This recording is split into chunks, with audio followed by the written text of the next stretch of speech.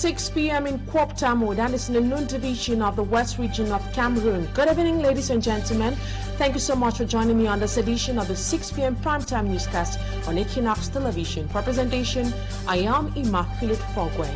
The president of Fecafoot, Samuel Etofis, answers absent at the contract signing ceremony of Mark Breeze, the new head coach of the Indomitable Lions. The president cites the preparations of his father's funeral as reasons for his absence. He states that he received an invitation just 2 hours to the start of the occasion. Can the installation of the coaching staff of the Indomitable Lions be considered as the regime's unwillingness to entertain dialogue?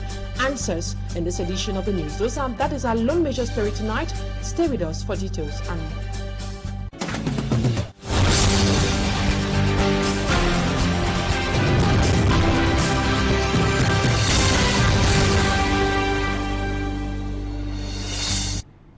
Thank you, ladies and gentlemen, for staying with us on this edition of the 6 p.m. primetime newscast. He is one of the traditional leaders in the Northwest region who have been in their palaces despite the security instability and volatile situation prevailing in the two predominantly English-speaking regions for the close to 7 years Anglophone crisis. While others have either been forced out to have abandoned their palaces, His Majesty Achungwi III has been in his palace for this period of time in Bambili and with staying with his people. We asked him how he has been able to do that, the impact of the crisis on the community, and the present situation that part of the Mesam division. Babila Jonathan reports. Bambili is one of the areas in the crisis-stricken northwest region of Cameroon that have suffered the devastating consequences of the Anglophone crisis. Killings, destruction of properties, and other atrocities have been recorded in that part of the Mesam division. We have gone through hell, torture, we have been torn apart, destruction in our village, the aquifers have been destroyed, monument houses around the palace. Unlike other traditional rulers who have been forced out of their palaces by violence and threats, amid the security instability and volatile situation prevailing across the northwest and southwest regions, the fawn of Bambili, His Majesty Achungwi III, has been in his palace and with his people. I will not give birth to children and disown them. No matter what they are angry, I have to only use a way like a father to appease them, talk to them. From his palace, he now visits his subjects in Douala with a message of appeasement. If anybody was still thinking to dance to the rhythm of these our angry children, you withdraw from today and start thinking, what contribution can I give to develop Bambili? We already raised 4,300,000 for the water project in the village. So we are going to continue to raise funds for other developmental projects in the village. His Majesty Achungwi III has urged his subjects to be law-abiding, and for those who fled violence to seek refuge in Douala and other parts of the country in difficult and even precarious living conditions, he told them not to get involved in unlawful activities, but to return home for relative calm has returned. Away from news connected to the over 7-year-old armed conflict, we now talk politics. The Cameroon Renaissance Movement National President Professor Maurice Kamto has accused Elecam of pre-electoral fraud and the stagnation of electorates. In a statement released after Elecam published its 2024 first quarter performance, Kamto says the figures are provocative. From Yamshong Sanda tells us more in this report. During the first ordinary session of its Electoral Council on March 28, 2024, Elections Cameroon Elecam announced that it has registered some 144,870 new voters in the first quarter of this year 2024, bringing the total number of registered voters in Cameroon to 7.5 million. An announcement and figure received differently by ordinary Cameroonians and political actors, while others celebrate. Professor Maurice Kamto of the CRM political party says it is a ridiculous figure compared to the current Cameroonian population estimated at 30 million inhabitants and the number of potential voters estimated at 15 million. To him, rejoicing over the figures would mean losing sight of all the maneuvers of Elecam to avoid a significant increase in the number of people registered on the electoral list. He says Elecam has made the stagnation of the electorate the first milestone of massive electoral fraud and the victory of the CPTM in all elections, arguing that the CPTM regime fears massive registrations that every objective observer can see across the country, in particular since the beginning of 2024. The CRM party leader says the mobilization for registration on the electoral list initiated by his party is general and observable throughout the national triangle and in the diaspora, a clear indication of the desire of the Cameroonian people to finally turn the page on the CPTM regime at the polls in peace in 2025, according to him. He says the CRM would never again allow its victory to be stolen. The CRM party national leader goes further to urge Cameroonian citizens not only to register but also to call on their loved ones to do so in order to massively vote come 2025. And now in news out of the country, at least 94 persons have died, including children in Mozambique, after a boat capsized in Nampula. 130 others were on board, while in South Africa, precisely in the province of Cape Town, several buildings have been destroyed alongside some properties as a result of heavy rains that hit that part of the country. And now we take you also to Kenya, where medical practitioners have rejected or made calls by the government to stop the ongoing strike action. The doctors, however, say they will continue to protest until the plights are being addressed. We have details in this report done by Eiselu Siliengo. In Mozambique, at least 96 people have died, including children, while 26 people are missing after a ferry boat capsized off the northern coast of the country. The converted fishing boat had on board 130 persons when it capsized this Sunday. According to an administrator in Instrama, the boat ferrying people in Nampula province to Mozambique Island was overloaded and not licensed to transport people. While the Secretary of State for Nampula says the passengers were escaping from cholera, which has hit the country for the past years. While in neighboring South Africa, precisely in Cape Town, strong winds and heavy rainfall have caused damage and disruptions across parts of the province in recent days. Rail services have also been impacted by the severe weather due to damaged infrastructure on several lines. Power outages have been reported in parts of Cape Town, West Coast, Boland and Overberg. As a result of this, authorities have decided to shut down schools so as to save lives. However, the situation remains worrisome for educationists who complain it is affecting learning and teaching process of students. Meantime, authorities have asked residents to stay off roads. Medical services are not free. We need to be paid. We are human beings. And in Kenya, the Kenyan public hospital doctors rejected a government offer aimed at ending a weeks-long strike that has severely disrupted health services. Do not shy away from accessing services, especially at our national referral hospitals, as we wait to resolve the standing issue with the doctors that are on strike. The Kenyan Medical Practitioners, Pharmacists, Dentists Union, which represents more than 7,000 members, went on strike on the 15th of March to demand the payment of their salary arrears and the immediate hiring of trainee doctors, amongst other grievances.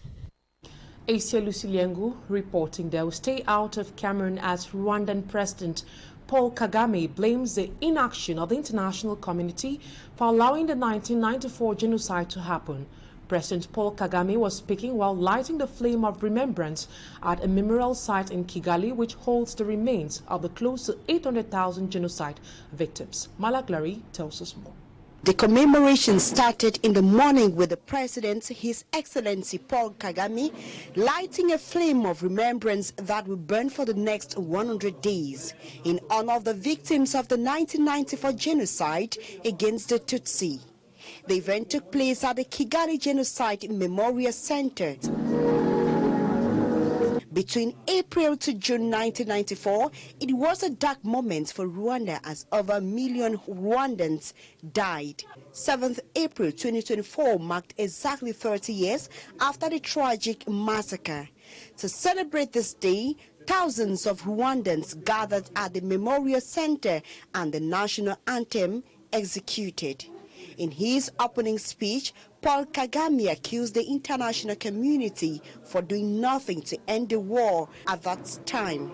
It was the international community which failed all of us, whether from contempt or cowardice. Step forward. The Rwandan government spokesperson Yolande Makolo goes further to explain that they were marginalized by the international community. Because some lives don't matter. This is what the president was saying today in the examples that he gave. The lessons that we have learned is that there's different standards for different kinds of people. And this is why we Rwandans are very pragmatic about our situation.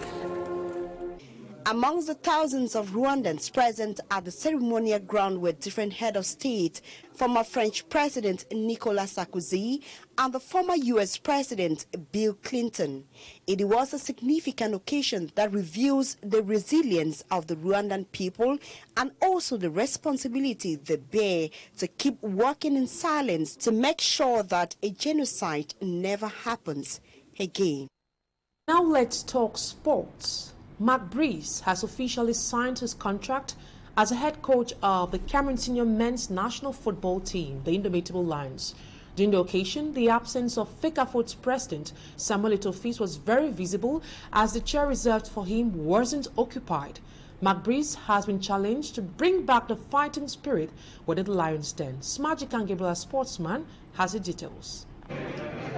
Apart from the absence of the president of the Cameroon Football Federation, Samuel Eto'o, all other invited officials for the signing of contracts with the new technical staff of the Indomitable Lions were present at the conference room of the Ministry of Sports and Physical Education. In a letter sent to the Ministry of Sports and Physical Education from the Cameroon Football Federation, two reasons were advanced for the absence of the president. First, the invitation letter from the Ministry of Sports arrived 2 hours to the event, which according to FECAFOOT, it was late. And secondly, Samuel Eto'o was involved in the preparation of his late father, David Eto'o's funeral. The absence of officials from the Cameroon Football Federation did not stop Mark Breeze and co. from signing the contract with the state of Cameroon, represented by the Minister of Sports and Physical Education, Chief Professor Narcisse Mwele-Kombi. Before the contract signing ceremony at the conference room of the Ministry of Sports and Physical Education in the early hours of the day, members of the technical staff of the Indomitable Lions were received in audience by the Minister of Sports and Physical Education, Chief Professor Narcisse Mwele-Kombi. It was the first head-to-head meeting between Mark Breeze and Chief Professor Narcisse Mwele-Kombi since his appointment last week. In the course of that audience, Mark Breeze was asked by the Minister of Sports and Physical Education to work in close collaboration with the Cameroon Football Federation. This will enable him to achieve better results with the Indomitable Lions. Mark Breeze is the third Belgian to handle the Indomitable Lions, and many are hoping that since the last AFCON of Cameroon came from a Belgian, Hugo Broos, they expect that Cameroon will go back to winning ways with another Belgian tactician, Mark Breeze, in command. And that's it for the first part of the news. Talking Point is up next.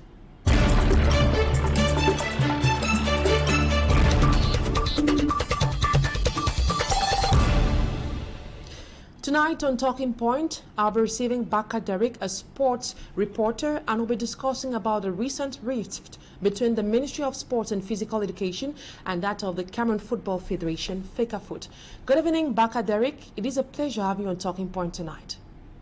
Good evening, Immaculate. Good evening to the good viewers of Equinoxe Television. Welcome to Bamenda, a city of the very good people as well. I'm happy to be with you for this very important conversation, especially at this point in time when the football fortunes of this country are literally dwindling, and we are looking forward to that Messiah who will take us to that promised land. Baka Derek, Cameroon now has a new head coach, Mark Breeze. He was selected by the government through the Ministry of Sports. He was The head coach arrived to Cameroon last night and was highly welcomed. What do you make of this huge mobilization for Mark Brice in Cameroon? Yes, of course. Immaculate, I was also witness to the euphoria around the arrival of Mark Brice, and surprisingly, I don't remember us having this kind of euphoria around the arrival of a coach. But you will know that the issues around the coach for the Indomitable Lions in the recent past have been more political than even professional, and you have seen the heavy flow of ink and energy into the issues around the coach, especially the coming of Mark Brice. And we are not new to the fact that somebody is interested in being seen to be stronger and popular on this subject. So definitely the mobilization around it, the media presence around it, was also intended to ensure that the people who hire him also have a stronger voice. And away from even the people who hired him getting involved in this arrangement, you agree with me that the appointment has come at a time that many things are happening around the football in the country. And so Mark Brice comes almost like a celebrity into the world of sports, to that kind of a very warm welcome. I think, honestly, I was not surprised about it, because I understand actually our football community and our political community as well. So this is there is a general show of strength around this business as we speak to you. And so don't be surprised that we have many more of those public outings, including even the contract signing, to see the kind of euphoria around the superstar, Mark Brice, that has been presented to the rest of the Cameroonian football public and the rest of the world. Now, with the misunderstandings and disagreements happening between FECAFOOT and the Ministry of Sport and Physical Education, do you see a smooth collaboration between FECAFOOT and a new head coach, considering that Mark Brice must work with FECAFOOT for good results to be obtained?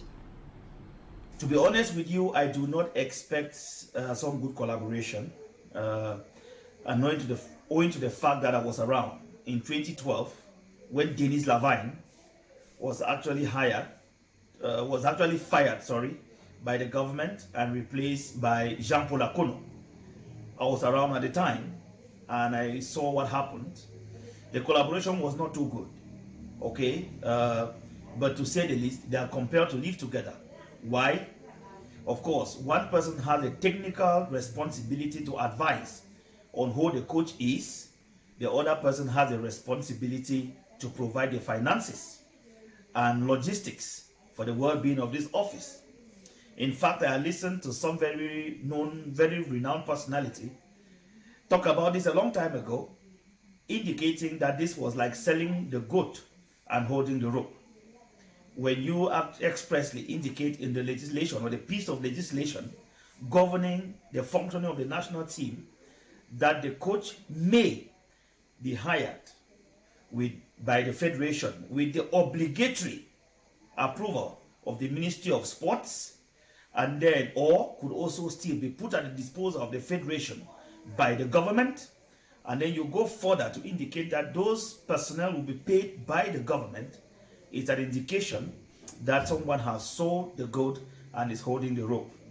And that will definitely call for this kind of atmosphere that we have. But the question is it necessary? If you ask me whether it is necessary, I will tell you it is not necessary. It is supposed to be smooth.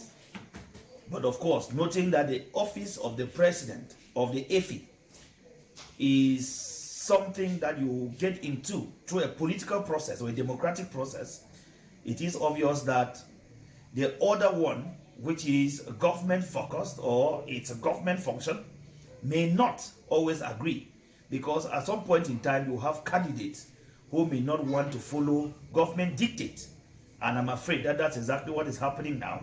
The leaders or the leadership of the federation is not finding it funny that government is giving them guidelines on how to go about the functioning of the national football team. So let us see what happens. I don't expect the functioning to be smooth, but I think it should be. And if you, the people are big enough. You have a very renowned professor of law who is Minister of Sport. You have a very well-informed FA president who has played football for a long time. And I think that they too know what is best for the football of this country. And it is at their own interest to make sure that they function well. Because, they have the technical approach. The FA has a responsibility to advise on the quality of the players, or they are the people who manage the players when they are called up. And so it will not be a very good picture to have players, the FA propose players, or have a situation where the coach proposed players that the FA is not comfortable working with. It's going to be very difficult. Now, Mark Brice has been managing football teams in his country, Belgium. From information we got, he hasn't yet headed a national team or a team with the standards of Cameroon. Are there any possibilities of him getting better results than the previous coaches? Well, I think Cameroon is noted for this, Immaculate. Cameroon is noted for this. The fact that they hire coaches with literally what we call no name. It goes as far back as Claude Roy and the rest of the coaches that you've known, including the one that brought the most recent glory to the Cameroon national team. I'm talking about Hugo Broos. When he was coming here, nobody knew him. He has not coached any country in Africa. Neither has he coached any national football team. And so it's something that Cameroon is very used to. And Cameroon should be given some respect, some flowers for this. Because they actually give coaches an opportunity to shine. And many coaches have used that to be able to shine and prosper in their career. And being a tool that can be used, football being a tool that can be used by Cameroon as a tool for public international relations, building their corporate reputation, I think that Cameroon should take some glory for actually doing this and giving the opportunity for many coaches to shine. So Mark Brice should be able to use this as his own opportunity that has been handed to him on a platter of gold.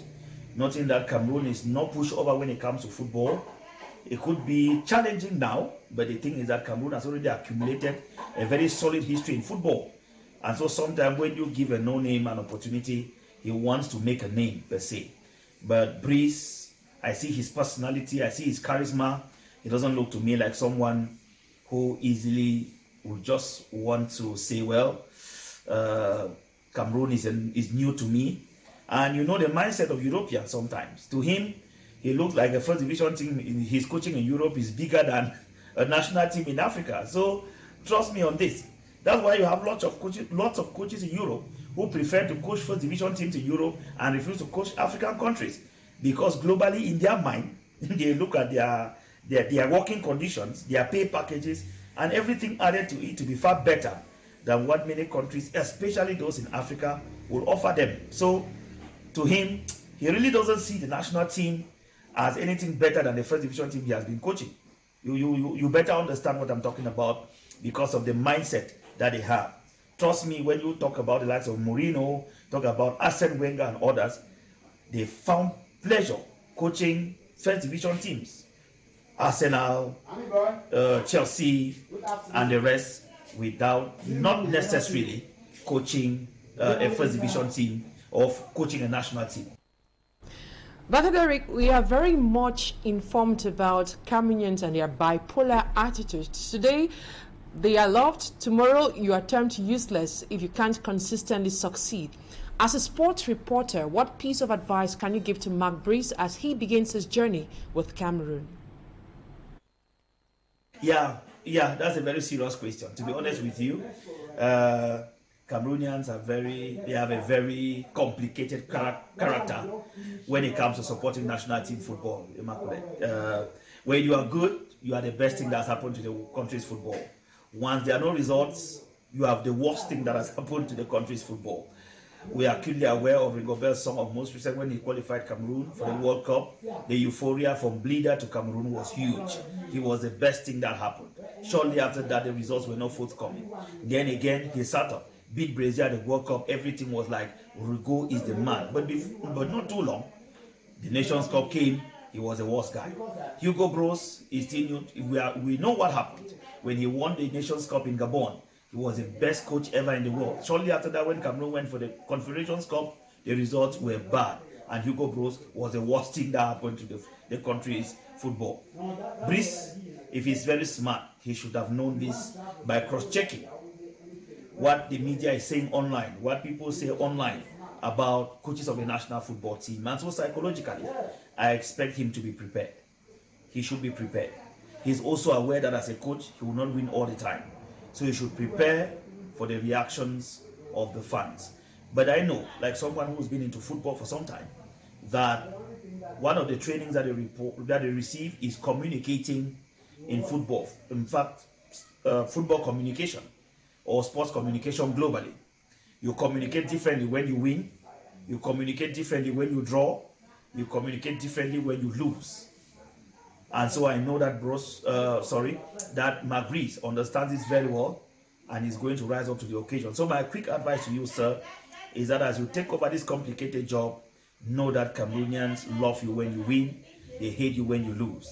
So please always try to win. And even when you don't win, be nice when you speak to them. Thank you so much, Baka Derek, for being part of Talking Point tonight. Thank you very much, Immaculate, for having me. Happy I shared my thoughts on this subject. And I hope that Magrice is going to have a nice time here. We know the challenges this comes with, together with the Cameroon Football Federation. But I think that they will definitely reach some consensus in no distant time. Of course, the President of the Republic is the owner of the national team. Property of Cameroonians is under his care. And I hope that, you know, some consensus will be reached and the country will get a coach, because the expectations are really high. In the next few days, the national team will be getting into business, and they cannot go into business without a national team coach. Thank you very much for having me this evening. Baka Derek, sports reporter based in Bamenda, chief town of the Northwest region of Cameroon. That's what put an end to today's edition of the 6 p.m. primetime newscast on Equinoxe Television. Thank you, ladies and gentlemen, for your keen attention. Stay in the company of more interesting programs on ETV. Up next is Equinoxe Soir. Bye-bye for now.